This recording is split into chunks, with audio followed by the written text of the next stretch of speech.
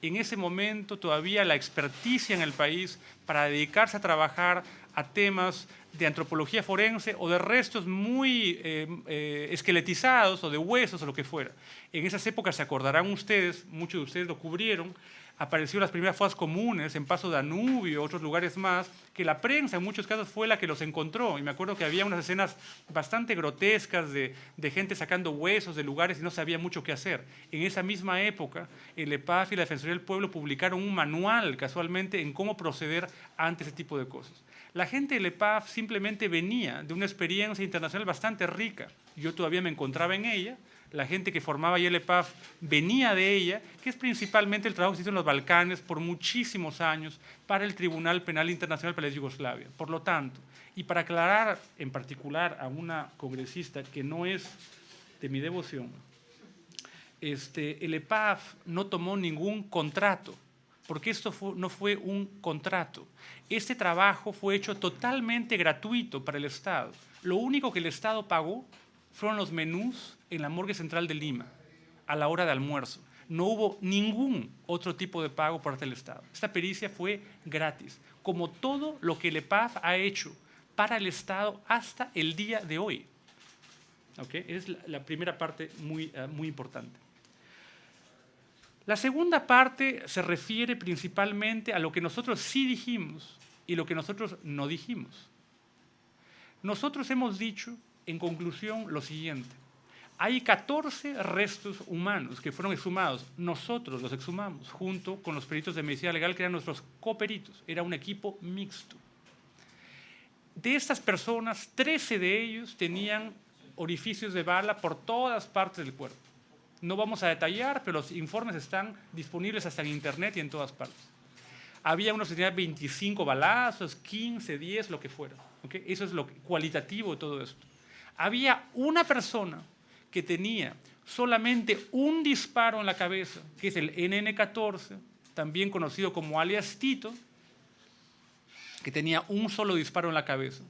Y tenía también un disparo previo, y es muy importante para no confundirnos, que databa del momento en que él entró a la embajada, en que se disparó él, por accidente, en el tobillo derecho.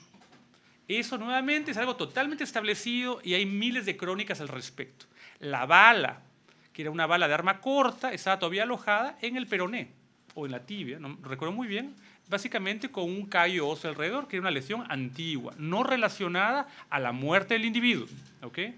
Tito presentaba un disparo que va en alguna parte del cuello y sale por el lado de la cabeza, el lado derecho de la cabeza. Eso está absolutamente establecido.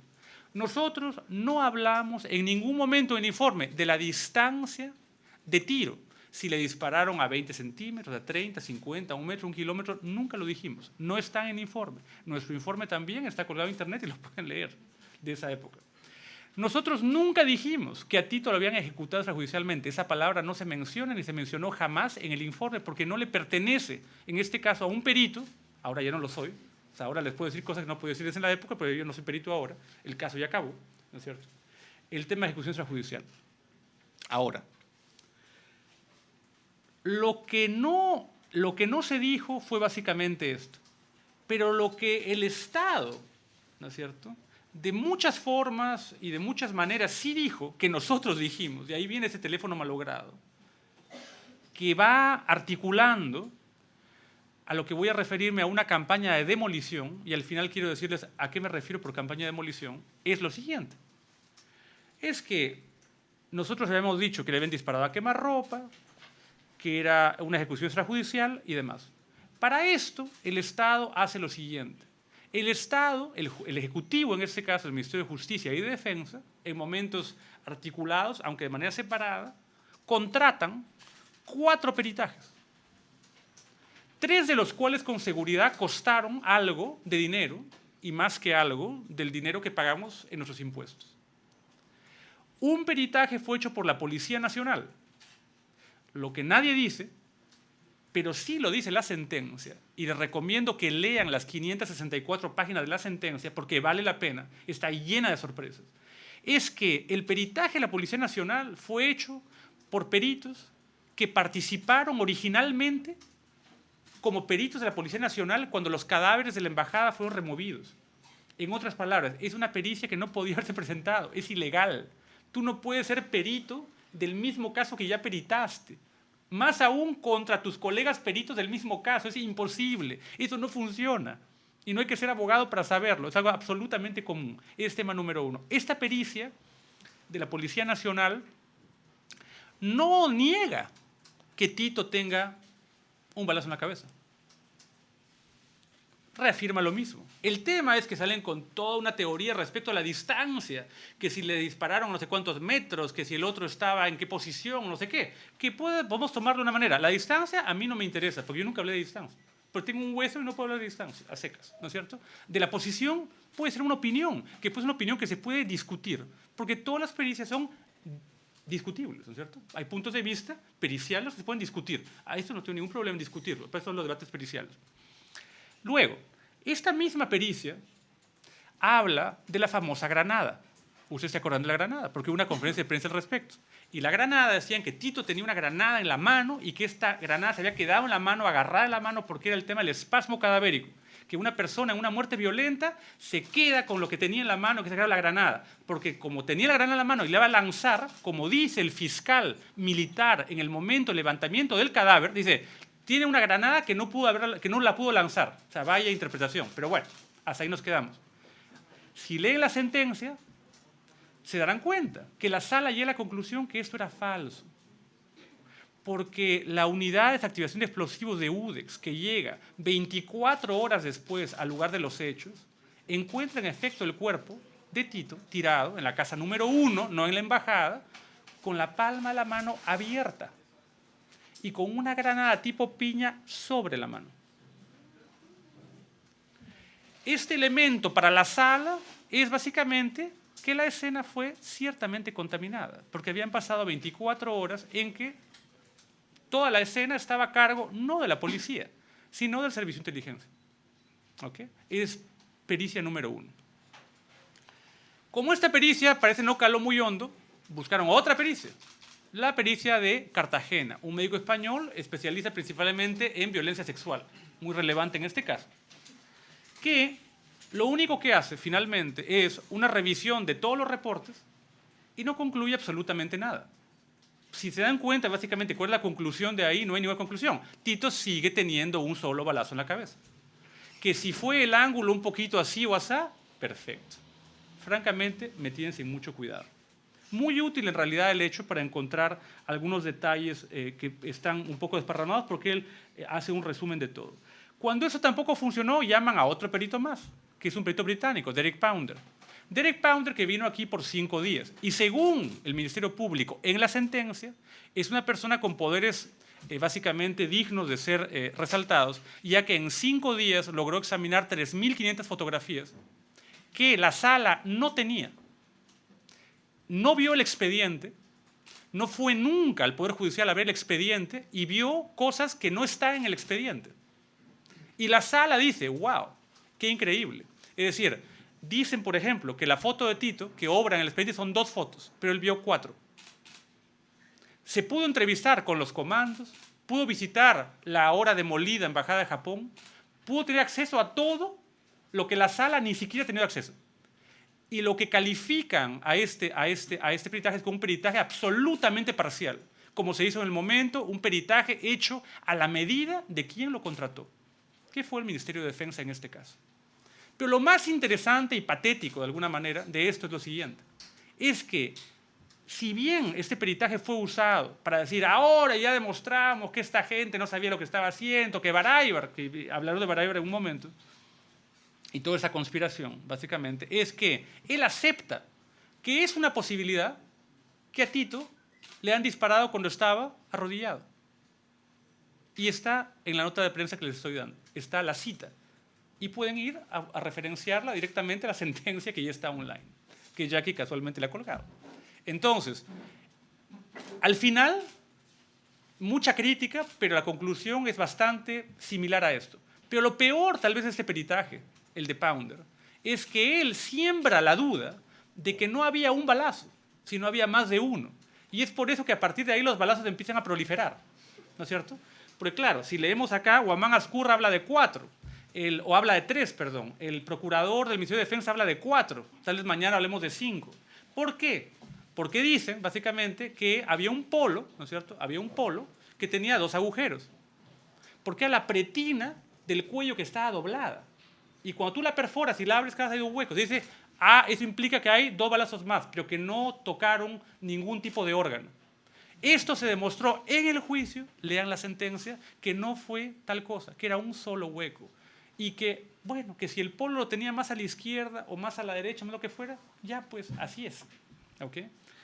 Paunder acusa en su informe, a mí en particular, no sé por qué, me quiere mucho la gente, que habría faltado la verdad en decir que en nuestro informe decimos simplemente que el balazo entra por la primera vértebra cervical llamada atlas por la parte izquierda, es decir, por el cuello, porque el atlas está en la base del cráneo y está el cuello encima. El problema es que la policía, en el momento en que levanta el cadáver, dice, no, el hueco está aquí, en esta parte de acá, ¿no es cierto? En la parte subauricular izquierda. Y me dice, ¿por qué no dijo eso?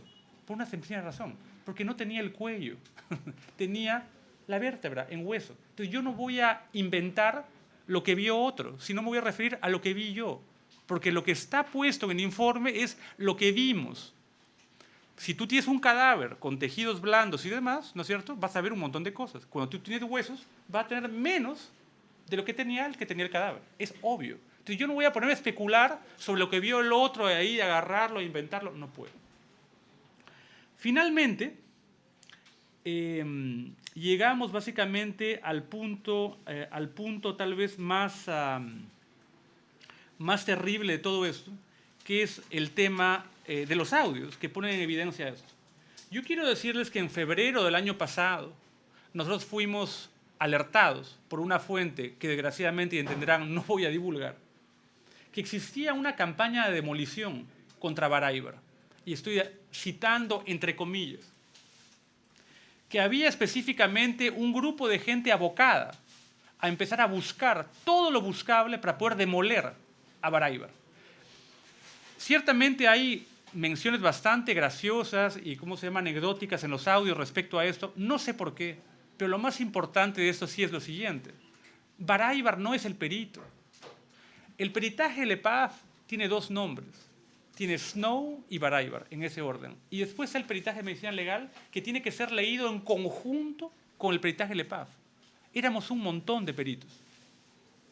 No era uno solo. Y todos peritos para el Ministerio Público, es decir, para el Estado.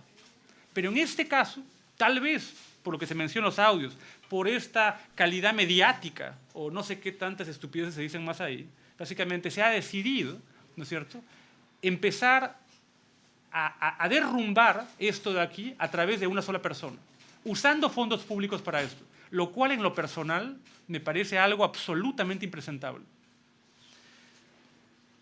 Nosotros, desde esa época, hemos contribuido con el Estado, con todo tipo de pericias, en todo tipo de casos. Hemos trabajado para familias, hemos trabajado para el Poder Judicial, para el Ministerio Público, un poco para todo el mundo. Hemos hecho casos que tienen que ver con todo tipo de personas, condiciones sociales, orientaciones políticas, lo que sea. Nosotros lo último que somos una organización que tenga algún tema político detrás de esto o pro no sé qué. Nosotros no somos esto. O sea, no lo somos.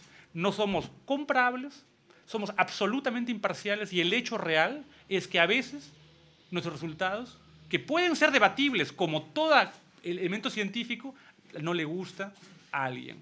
Lo siento. En ese sentido lo siento. Finalmente, y para dejarles hacer las preguntas a ustedes, creo yo que el contenido de estos audios es lamentable por muchos motivos. Yo no voy a discutir si son legales o ilegales, yo sí creo que son ilegales, y los tantos abogados con los que he hablado me dicen lo mismo, los abogados podrán pronunciarse sobre esto. Pero lo trágico, lo lamentable es lo siguiente. Si ese tipo de cosas aparecen en este contexto, ¿cuántas cosas más no se cocinan en crímenes que tienen que ver con dinero, solamente con dinero? Yo creo que el Poder Judicial está en una crisis mucho mayor a la que nosotros hemos siquiera imaginado, y es una crisis moral. Y lo más trágico aún de todo esto es el que el ahora primer ministro haya podido decir: Hermosa, Montesinos, estos son unos desgraciados, son unos corruptos, pero, ¿no es cierto? Y pese, eso no lo dice él, lo estoy añadiendo yo, pese, ya que en los audios se entiende, que todos están de acuerdo en que sí había una ejecución extrajudicial. O sea, los audios no cuestionan el hecho en que había una ejecución extrajudicial. Es como que todos están convencidos. El tema está acá, ¿cómo hacemos para meterlo por debajo de la alfombra? Y pese a que son unos corruptos, pues nada, ¿no? Nos conviene como que ya, sacarlos de esto porque así el Estado gana. La pregunta es, ¿quién gana? ¿Ganamos nosotros? Yo creo que los únicos perdedores aquí son los comandos. Son las únicas personas que muchos de ellos dieron sus vidas, que muchos de ellos se arriesgaron por todos nosotros, porque básicamente esto de acá es algo que no lo habría hecho cualquier persona de la calle, simplemente terminan nuevamente mancillados. Yo creo que el fin no puede justificar los medios, jamás, menos en este caso. Por favor, si tienen alguna pregunta. Usted se ha pronunciado con respecto al caso de Tito, ha dicho que ya se da una sentencia que realmente murió ejecutado extrajudicialmente, pero en el caso hay dos más, dos terroristas que habrían sido abatidos en un segundo piso. ¿Qué puede decir con respecto a ellos? ¿Fueron ejecutados extrajudicialmente o no? Mira, yo te voy a es importante contextualizar esto, ¿eh?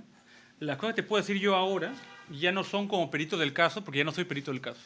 Entonces, el primer punto, es importante decirlo, si bien no lo dije en su época, lo puedo decir ahora de manera personal, y hago el hincapié y lo subrayo, de manera personal, yo sí considero que hubo una ejecución extrajudicial, al menos una, ciertamente, el caso de Tito. O sea, no tengo duda.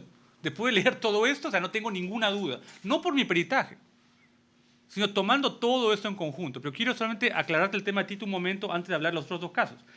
En el hecho de Tito en particular, hay que también añadir aquí que ya no es el tema de Baray, medicina legal, Snow, lo que sea. Están los dos policías, está Ogura, cuya tacha no prosperó finalmente en el proceso, hay que leer la sentencia para esto, y está el hecho de que Tito aparece en la casa número 1, perdón que te diga, él no aparece en la embajada, él aparece en la casa número 1, a 8 metros de un túnel. O sea, quiero decir, no hay que pasarse tampoco la raya básicamente en tratar de tapar el sol ya con 2 dedos, pero con un dedo no pudieron. Es decir, él no se metió por el túnel solo y dice, ay, voy a dar una vuelta en el medio de todo esto. O sea, cuando habían 140 comandos a 14 merretistas. Es decir, no es lo más lógico, quiero decir, en ese sentido, una persona se vaya, se escabulla, ¿sabes? Por ahí nadie lo vio. Es un tema. Ahora, hablando de otros dos. Hay un elemento interesante que debe ser tomado en consideración, pero no voy a pronunciar necesariamente en favor o en contra, pero es interesante tomarlo en consideración y es lo siguiente.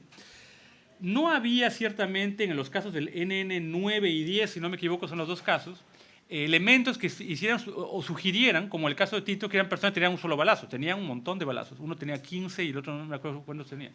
Pero hay un elemento corolario a esto que aparece también en la sentencia y que también apareció en un documento al que tuve acceso el año pasado, en realidad, que tampoco, creo que Claudia Cisneros lo mencionó en un artículo, y es lo siguiente. Ustedes saben, por ejemplo, que la policía hizo hisopado de las manos de los emerretistas para ver quiénes habían disparado, ¿no? Para residuos de fulminante.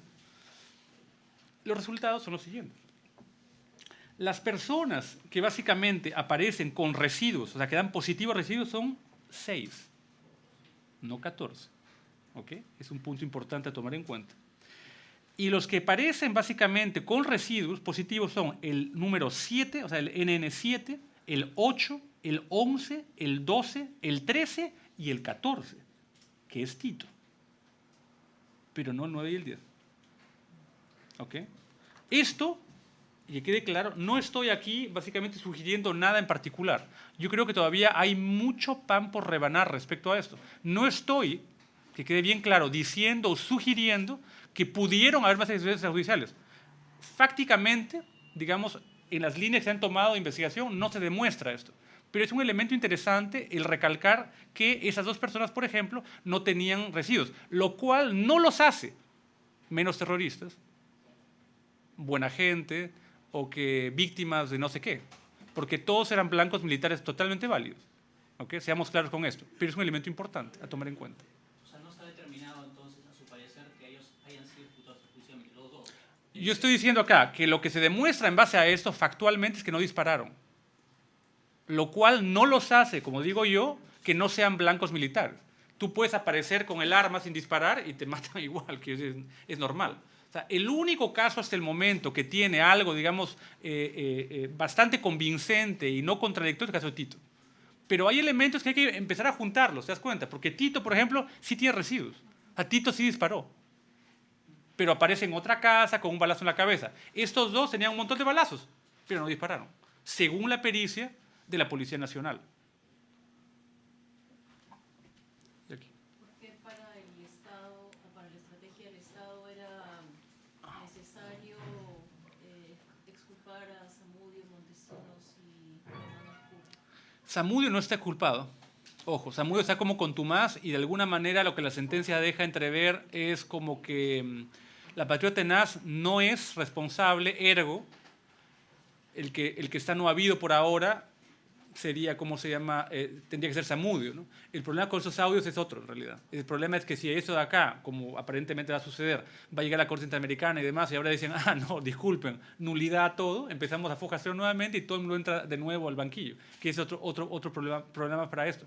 Yo creo básicamente que en función a esto, exculparlos a ellos tres es más una lógica de el fin justifica los medios, una suerte de realpolitik, ¿no? Es decir, bueno, mira, ¿sabes qué? Estos son unos desgraciados, están condenados por otras cosas, si a eso lo sacamos del proceso de alguna manera, como que ayuda, porque el proceso básicamente, Zamudio está no habido, tal vez nunca esté habido, ¿no es cierto? O sea, nunca lo agarran, jamás, porque ciertamente no han capturado en tantos años, no creo que aparezca mañana a decir algo, y simplemente ya como el tema pasará al olvido, asumo yo, que será un poquito el asunto, ¿no? O sea, nos olvidaremos del tema.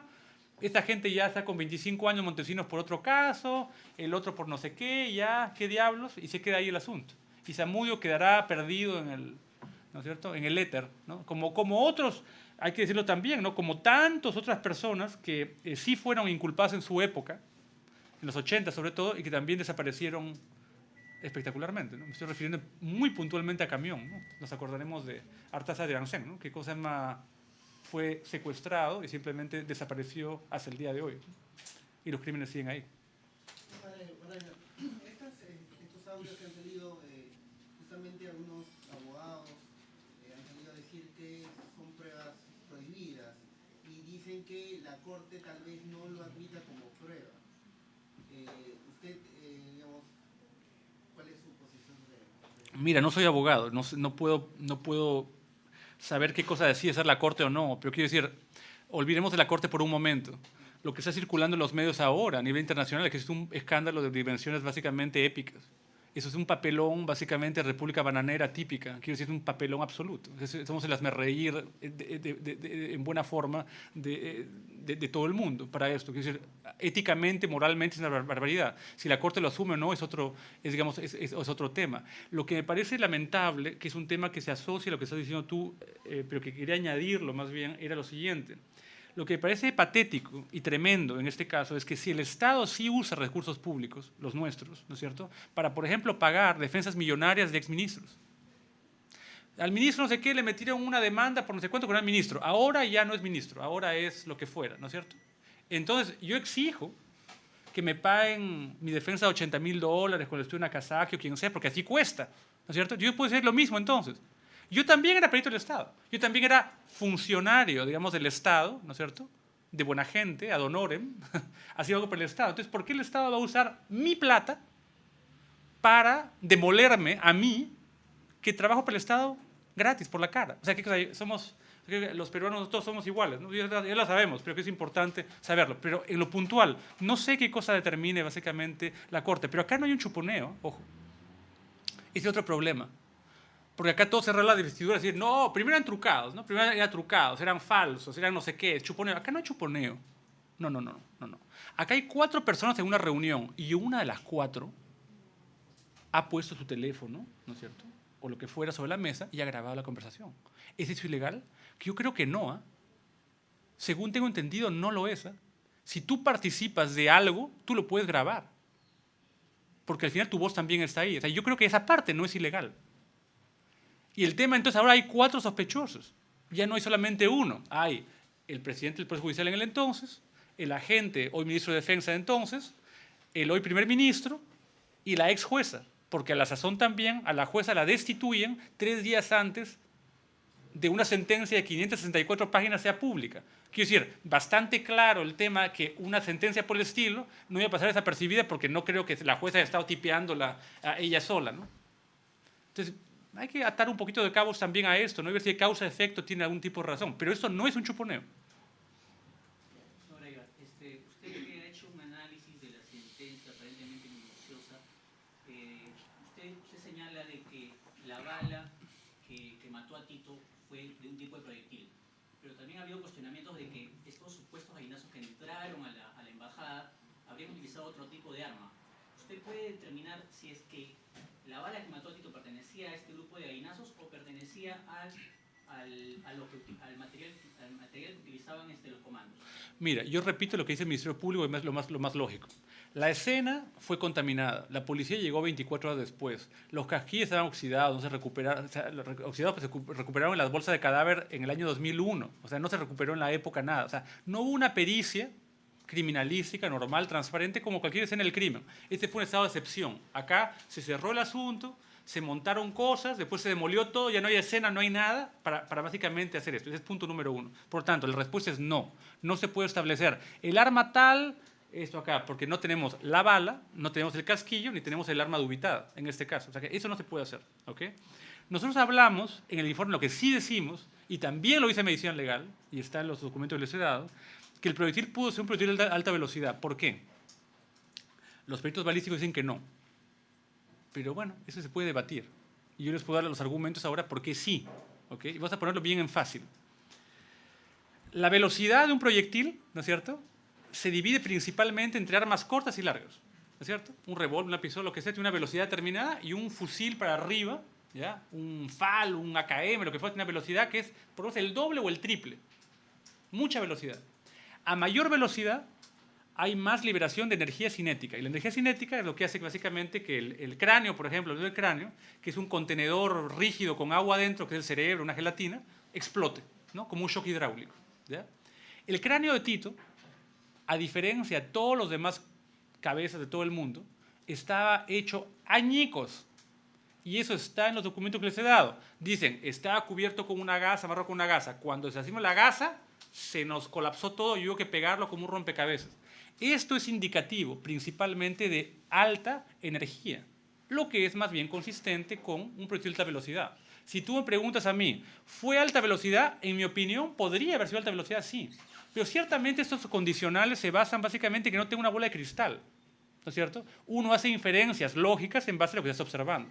Si yo comparo el cráneo de Serpa, que tenía, no me acuerdo cuánto, estaba como una coladera, la cabeza estaba llena de balazos por todas partes, ¿no es cierto? Y el cuerpo también, estaba íntegro, mal que bien estaba íntegro. Y todos eran causados por lesiones de arma corta, porque los comandos, los que estaban adentro, principalmente tenían munición equivalente a 9 milímetros. Así las armas no sean, digamos, cortas, eran subametralladoras de varios tipos, pero principalmente de 9 milímetros. ¿Okay? Entonces, en la sentencia está meridianamente claro el hecho que había un grupo de gente, ya no vamos a llamarle gallinazos, vamos a llamarle nada, un grupo de gente que no tenía casco, que tenía una capucha negra. Ese grupo de personas que tenía una al menos, cuyo nombre no voy a mencionar porque no quiero que me demanden, tenía básicamente una KM. Y ninguno de los comandos tenía una KM. Esa persona tenía una KM, ¿correcto? Por ejemplo, que esas personas sí entraron de alguna manera en el momento de la toma, porque uno de ellos inclusive había una persona herida, un comando herido, y súbitamente hay un testimonio en que le estaban haciendo un torniquete y aparece un tipo con capucha y con una cámara filmando. O sea que directamente estuvieron en el momento de la acción, sí. No es que llegaron días después o horas después. Eso está en la sentencia. Entonces la pregunta que me haces tú es, ¿sería posible si...? Sí, sí es posible. O sea, el problema con la sentencia en realidad es que es como sí, pero no. Es decir, si hay una ejecución extrajudicial, ¿no es cierto? Hay un tipo muerto en la casa número 1 con balazo en la cabeza, está demostrado. La granada, todo eso era falso. Ya, la han plantado ahí todo lo demás, ¿correcto? Hay 2 policías que lo agarran, que le amarran las manos, que si tú con un pasador o con una correa, no importa. Usted no puede tener una granada en la palma de la mano si le han agarrado las manos para atrás. Pues. ¿Ya? Esa es la primera contradicción. Que movieron el cadáver, sí lo movieron. Dijeron que no, no sé qué. La abogada de Guamán Azcurra en el último proceso me preguntó si uno le dispara a una persona por acá, ¿se cae para adelante o para atrás? En referencia a la famosa foto de Tito que aparece el tipo con mirando boca arriba. Y el tipo ciertamente lo han movido porque no cayó así. Y eso también está demostrado, ¿cómo se llama el proceso? Entonces, la pregunta, ¿quién lo mató? Pues buena pregunta, ¿no? O sea, muy buena pregunta. Ciertamente pareciera que si no fueron los comandos en este caso, como también está meridianamente claro aquí, tienen que ser otro grupo de gente. Entonces, si había un grupo de gente encapuchada que andaba con cámaras, algunos con armas diferentes a los demás, por todas partes, entonces la tesis de los gallinazos, ¿qué cosa? Es una mentira. No creo. Justamente en el fallo descartan la existencia de un comando, una cadena de mando paralelo, ¿no? Pero ¿cómo quedaría entonces el caso de NN14 Tito? Si mandan al Ministerio Público a investigar, entonces, ¿a dónde apuntaría quién fue el autor, ¿no? Es que es un arroz con mango. O sea, la sentencia queda bien con Dios y con el diablo. El problema es básicamente ese. Tú ves los audios y después ves la sentencia, te das cuenta que la sentencia de alguna manera trata de amalgamar todo, ¿no es cierto? Y de alguna manera como satisfacer a todas las partes posibles. Pero hay algo importante que hay que resaltar en la sentencia. Y es que la sentencia principalmente no elimina el elemento de fondo, que es la muerte de Tito. Que es lo que, o sea, claramente los audios hay que archivar, ¿no? O sea, hay que archivar, hay que, o sea, sabemos que ha ocurrido, pero no sé, pues fue un alienígena, ya es que no es parte de eso. Pero la sentencia rescata eso. El problema es que, claro, hay un límite de poder juntar todos los puntos. Y ahí viene el asunto, ahí viene el tema de eso. Es decir, hay gente capuchada, sí la hay, con cámaras, sí, que se meten, que están en la acción, en algún momento, sí la hay. Que tienen armamento, algunos de ellos, diferentes, sí lo hay. Hay el tal ese Zamudio, que los policías dicen, yo reporto a él, que es del SIN, sí. Que se ocupan de la seguridad de las casas vecinas, sí, y está establecido. Y Tito aparece en la casa vecina, no que aparece en la embajada. Ergo, ya pues es el problema. O sea, hay cosas insalvables porque, te das cuenta, o sea, es bien complicado satisfacer a todas las partes. De ahí viene el problema, creo, del asunto. Es esta vehemencia de poder meter la tierra debajo de la alfombra. De su exposición con respecto a este tema, usted le sentió que criticado más la intención de parte del Ejecutivo de intervenir en este fallo. ¿Usted está de acuerdo con el fallo de la jueza Rojasi en líneas generales? Porque claro, todo fallo pues tiene diversas críticas, ¿no es cierto? A muchos no satisface, pero en términos generales, ¿usted le convence? Porque usted dice, la jueza al final le dijo, lo siento, les dijo a quienes pretendieron presionarla, aparentemente usted está de acuerdo con este fallo de la jueza Rojasi, ¿o no? Es que es complicado para mí estar de acuerdo o desacuerdo con eso, porque básicamente yo era perito de este caso. Es decir, no es, yo no puedo valorar los elementos legales por los cuales ella absuelve a esos tres individuos, ¿no es cierto? Que no son precisamente de mayor consideración, o sea, Montesinos, Hermosa, Guamán Azcurra. Fundamentos tienen que van más allá de lo que yo pueda evaluar en cuanto a esto. La parte que yo rescato de alguna manera, en lo personal, por haber sido parte implicada de esto, es en el hecho de no transigir ante lo obvio que una ejecución extrajudicial. O sea, es obvio. Es decir, no hay manera de dar otra explicación probable, lógica, ¿no es cierto?, con sentido común para esto. O sea, yo no estoy acá abogando, ¿no es cierto?, por el hecho de decir, los ejecutores Tito, yo gané. No, creo que todos perdimos. En realidad creo que todos hemos perdido con esto y los comandos han perdido más que nosotros todavía. El tema real básicamente es ese. O sea, no es un tema de que a mí me convenga o no me convenga. Creo que el problema es que la cantidad de pruebas que hay es aplastante. Entonces, es aplastante. O sea, no es un tema de Baráibar. O será Baráibar, Snow, toda medicina legal que participó en esto, los policías, Ogura, que también se llevó, o sea, a Ogura lo han tratado como una piñata, ¿no?, en esto. O sea, es una cosa asquerosa la manera como todo el mundo ha metido la mano para tratar de desprestigiar a esta persona. Y es cierto, la sala recoge parte de lo que dice él y otras partes no. Está bien, pero yo le preguntaría ahora, a través de todos estos medios, ¿se acuerdan del libro de Humberto Jara? ¿Se acuerdan los magistrados? De los 3 magistrados, ahora amnésicos, ¿no es cierto? Que dijeron que ese tipo se había salido corriendo y no sé qué. ¿Se acuerdan? Bueno, ellos no se acuerdan, pero está escrito y tienen nombre y apellido. Yo escuché, como ustedes habrán escuchado, a Rodolfo Muñante, ex ministro, creo, de Agricultura, cuando salió de la embajada diciendo: estoy un poco confundido porque me dicen que todos han muerto, pero yo vi unas personas se rindieron. Y el día siguiente digo: no, me han malinterpretado. Eso es público. Eso es público. O sea, eso no lo han... ¿De qué estamos hablando? Eso es público. Ahora, ciertamente, yo puedo entender perfectamente que nadie quiera volver a recordar todo esto y que sea más importante seguir adelante, pero solamente la verdad libera. O sea, no podemos básicamente tapar el sol con un dedo y pensar que en base a eso va a ser una memoria de algún tipo. O sea, yo no creo que sea posible construir memoria en base a medias verdades. En conclusión, los comandos son héroes, lo son. No deberían ser el proceso, en efecto. ¿Ok? Que si 2 de estos no dispararon o no sé qué, o tanto no dispararon, ¿no eran blancos militares o en buena gente? No, no es cierto. Nadie está abogando por eso. ¿Ok? Y que si el tipo independientemente a su condición moral, así era buena gente, mala gente, lo que fue, lo ejecutaron. Punto. O sea, ese es el tema. Acá nadie está evaluando si se lo merecía, bien hecho. Ese no es el tema. Es una discusión para tenerla pronto en un bar. Es un tema básicamente ya de opiniones totalmente personal. ¿No? Si yo fuera presidente, mato a todos los terrucos. Ese no es el tema. El Estado de Derecho no es eso. Y lo que vivimos en esa época, pues no es el Estado de Derecho. Y por su experiencia profesional, ¿cuánto cuesta un peritaje de este tipo que ha Muy buena pregunta. Yo no sé. Yo te puedo decir ciertamente que barato no es. Porque, mira, vamos a ver, los precios, ¿cómo se llama?, que se manejan normalmente, pueden fluctuar dependiendo, o sea, por ejemplo, hay médicos, ¿no es cierto?, médicos especialistas que por una conferencia cobran $5,000 por una conferencia, ¿ya? Por ejemplo. Y si estás hablando de un pago diario, alguien dijo, ¿quién fue Adrián Sen? Creo que fue quien dijo, no, se ha pagado lo estándar que la ONU paga. Bueno, no hay estándar de la ONU, para empezar, así que no vean estupideces aquí.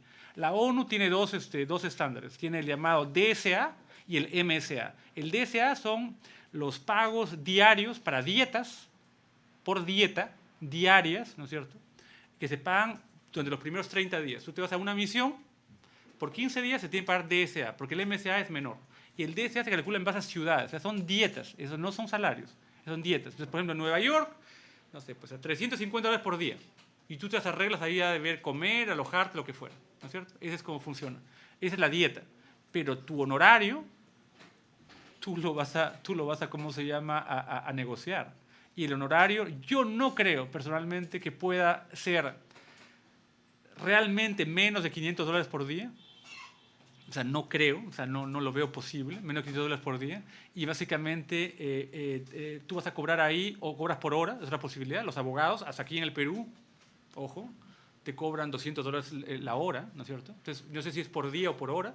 O sea, un antropólogo medio muerto de hambre puede ganar sus $500 por día en una pericia así de súper alto nivel, pero una persona de esos niveles no va a ganar, creo, eso, o te da por hora, porque tú tienes otro tipo de trabajo y tienes que dedicar horas a esto. Es decir, bueno, ¿cuánto tiempo va a tomar? Bueno, yo, Superman, ¿no?, el caso de Pounder, él vino acá por 5 días, en 5 días vio 3.500 fotografías, se entrevistó con no sé cuántos comandos, visitó la embajada demolida, la maqueta, vio no sé cuántas cosas más, archivos, todo lo demás. Los 5 días que vino para aquí, ¿no es cierto? Entonces, ¿cuánto costó su venida de Dundee hasta Lima? Que no creo que haya sido por económica, ¿ya? Échale un pasaje de business, ¿no?, porque estás trabajando mucho. Un pasaje de business pues te cueste, pues, ¿cuánto? Unos $8,000 para venir hasta acá. Acá habrá estado un hotel, no creo que sea un hotel de medio pelo. Sus dietas, unas buenas dietas, ya tienes ahí un cálculo y después estás hablando, ¿cuánto? $20,000, $30,000 por pericia, ¿no? Algo por el estilo. Aparte del viaje del señor Cateriano como agente cuando se fue de compras a buscar los peritajes, ¿no? Porque hay un viaje de Europa, básicamente, y Estados Unidos, que los pueden revisar, puede ser el portal de transparencia del Estado peruano, en que fue para allá para comprar los peritajes. O sea, no fue por internet que contactó a esta persona para hacer las cosas, ¿no? Entonces, quiero decir, yo sí quiero saber cuánto ha costado esto. A mí sí me interesa, porque yo no quiero que mi sueldo O sea, mis impuestos, perdón, paguen los sueldos de Adriansen, de Cateriano, de Jiménez. No nos representan. O sea, yo sigo insistiendo con eso. No nos representan. A mí, en lo particular, no me representan. No me siento orgulloso, básicamente, de esto. José Pablo, una consulta, un ejercicio para tratar de entender lo que estaba tratando de hacer el gobierno. Si es que se hubiera condenado a Montesinos y, bueno, Zamudio Sanabria, Montesinos, Guamán y Nicolás de Bari, etc., la figura ante la Corte es que ellos representaban el Estado y que entonces, de todas maneras, el Estado estaba en entredicho y estaba en falta. Y si eso fuera así, ¿por qué entonces salvar la cadena de mando paralelo que podría haber salvado al Estado de que no era realmente una práctica del Estado de Derecho, del Estado, sino que había un grupo paralelo? ¿Por qué salvarlos? Es que es casi insalvable. El problema, o sea, la contradicción que tiene ¿cómo se llama? La sentencia es básicamente esa, ¿no? Es que hay un elemento insalvable. Es decir, que tú dices, existe esta gente, la ven, sí la ven, encapuchada, no sé qué, nada, pero la gente que dijo públicamente que tenía control absoluto del hecho, ¿no es cierto?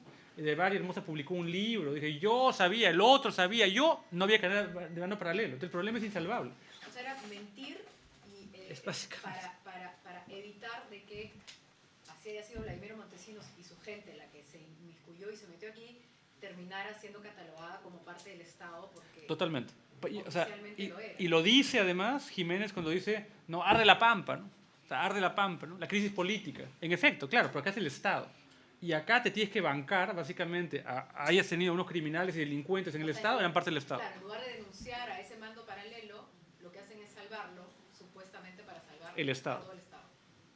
Y básicamente aquí, de alguna manera, moralmente al menos, justos pagan por pecadores. Porque yo si fuera comando, yo no me diría, oye, gracias, oye, qué favor me has hecho, porque mi nombre queda acá. No, ciertamente que técnicamente dicen eso, no fueron ellos. Claro, pero la manera como se llega a esta conclusión no es la manera más transparente posible, ¿te das cuenta? O sea, no es un gran favor. El tema hubiera sido, bueno, ¿saben qué? Hay un mando paralelo, los gallinazos, y los gallinazos se habló básicamente en la época casi de Loré de Mola, que apareció el tema gallinazos, Careta sacó la foto esta, los encapuchados, uno con el AKM y todo lo demás, y ahí se manejó esa cosa de paralelo. Pero el mismo Williams lo ha dicho. Zamudio, no sé qué, tenía una cadena de mando. O sea, la paralela. salida hubiera sido irse contra los gallinazos, más bien, y de esa forma limpiar a los comandos, que no tenían que ver en el tema de las... Exactamente. Pero no fue así. Pues. Pero ¿cómo condenar a un autor intelectual si es que no se conoce quién es el autor material? Bueno, ese es todo el tema de la mediatez del cómo se llama del crimen, ¿no? En este caso, ¿no? Es decir, en este caso, si nunca se pudiera saber, porque aparentemente pues ha habido ya la gente que en un momento dijo que lo que vio y luego de pronto se ratificó y entonces nadie sabe, o nadie, incluso los mismos policías dicen, entregamos a Tito a unas personas que no podemos reconocer si eran comandos o eran gente bueno, que... claro, dicen lo siguiente, ¿no? La persona que sale del túnel, dicen los policías, es una persona que está con casco, no está con pasamontaña, está con casco y tiene su cosa verde acá y está con camuflaje, no sé qué. ¿Esto lo califica como comando? Bueno, no, por lo visto no, porque básicamente se sabe que esas personas se habían mimetizado dentro de la operación también. O sea, tengan el pasamontañas o no lo tengan, se habían mimetizado dentro de la operación. O sea, hay un tema ahí también ambiguo, ¿no es cierto? Pero yo te cuento una cosa más bien, que es muy interesante respecto a esto. Lo más fácil hubiera sido, que mezclando ambas preguntas, ¿no es cierto? En otra situación, lo siguiente. Voy a poner un argumento bien cínico, ¿eh? Para el tema básicamente de toda esa cadena de mando paralela. En otros tiempos, supongamos el año pasado, lo que fuera, si las cosas se hubieran manejado de una manera diferente, aparecía Zamudio. ¿Ya? Zamudio súbitamente se entregaba. Entonces Zamudio decía, en efecto, yo fui la persona, ¿cómo se llama?, que hizo esto por amor al Perú, y agarra una bandera peruana y se envuelve. Entonces decía, eso se llama acto violento, ¿no es cierto? Es un acto violento y ya pues, 3 años y buena, ya para afuera. Y se acabó, ya, y listo, se acabó. Ya, bueno, oye, lo siento, ya. Pero un desgraciado igualito, yo sé, por el Perú, por los terroristas, no, ya, se acabó, ya la historia. Entonces, lo que hemos hecho al revés, hemos hecho una trama súper elucubrada que ha durado años años, de años, de años, y ahora sale esto, con esa sentencia. Y acá pierden todos. Pero al final con los audios y el resultado de la sentencia de la misma Rojasi, que dice que sí hay ejecución extrajudicial, luego ya los audios pasan a la corte. El mismo San Martín dentro de esa reunión dijo, bueno, cuando a la corte le llega una ejecución extrajudicial generalmente dice que es el Estado. Entonces, bueno, Zamudio está no habido, que reporta al final a Montesinos, Montesinos a Fujimori, y entonces el resultado es un poco obvio, ¿no? Claro, o sea, ciertamente es obvio, pero claro, cuando lo lees acá, es sí, pero no, pero sí, pero en realidad, o sea, no porque sí. Básicamente, es realmente algo que no, o sea, trató de cuajar básicamente este bien con Dios y con el diablo, pero no logró. Pero el único tema de fondo es que... Es que hubo ejecución pues. extrajudicial y ahí no hay nada que ver. Y lo más trágico de esto, creo, en el tema de los audios, es que ciertamente los que están discutiendo esto no tienen dudas Claro, por eso. respecto a que eso ocurrió. Es lo más terrible. Entonces, hay unas sabiendas, hay un a priori importantísimo que esta gente sabía. Entonces, el tema, no te pueden venir a decir ahora, no, que es legal, no sé qué, se puede. No, es que el tema no es ese. Es básicamente es cómo montar una estrategia de defensa a costa de, sacrificando, ¿no es cierto? El fin justifica los medios. Esa es la moraleja del asunto. Y creo que todo está podrido. ¿En cuánto tiempo usted sabe que puede resolverse esto en la Corte? Bueno, fue en diciembre del 2011 que llegó de la comisión a la Corte lo tiene. Y no Sí, en ese segundo semestre de acá, bueno, se están aceptando, por supuesto, ahora están creo en receso o lo que fuera, pues se van a aceptar todas esas mociones más. Y creo que hubo una conferencia de prensa ayer de la coordinadora, me parece, donde van a presentar, por supuesto, esto claro, como una prueba más, ¿no? Entonces yo supongo que, bueno, no sé, o sea, en los próximos 6 meses, poco probable, yo creo que irá el próximo trimestre del próximo año, ¿no? Que sabrá algo, ¿no? O sea, que va a continuar este Vía Crucis nuevamente acá, ¿no?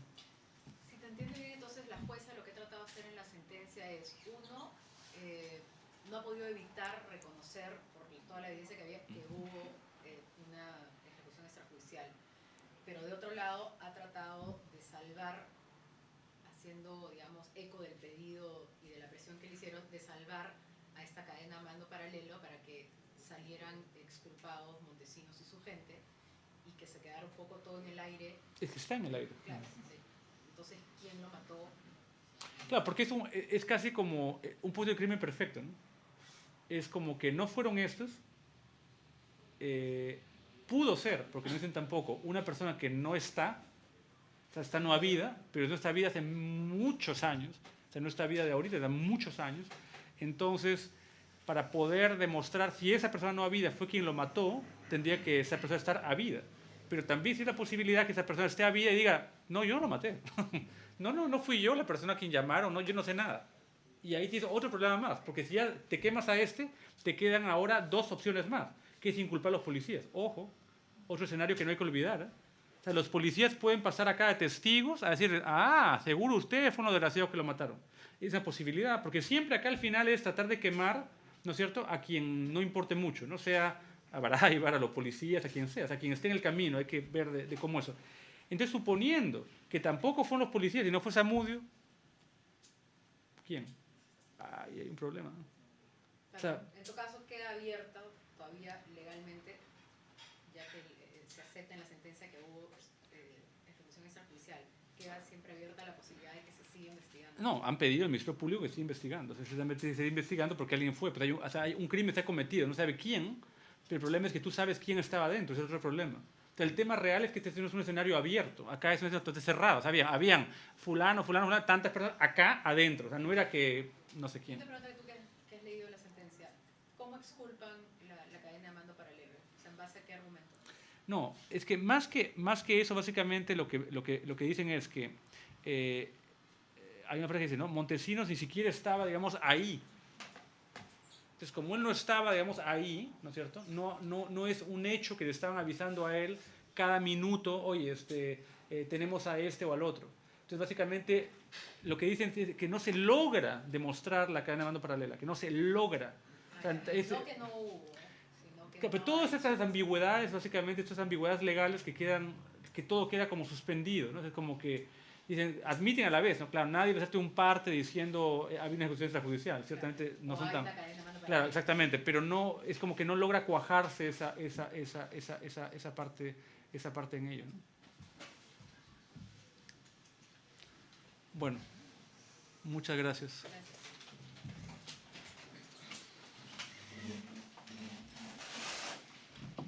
Ya. Disculpe, por favor, se pueden anotar en la lista.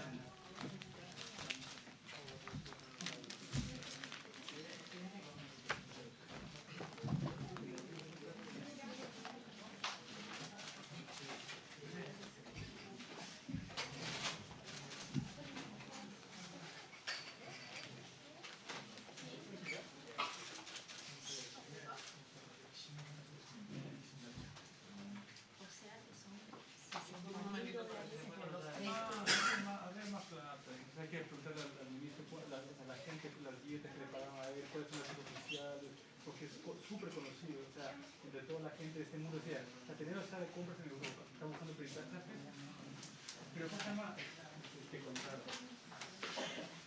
Y el tema de la demolición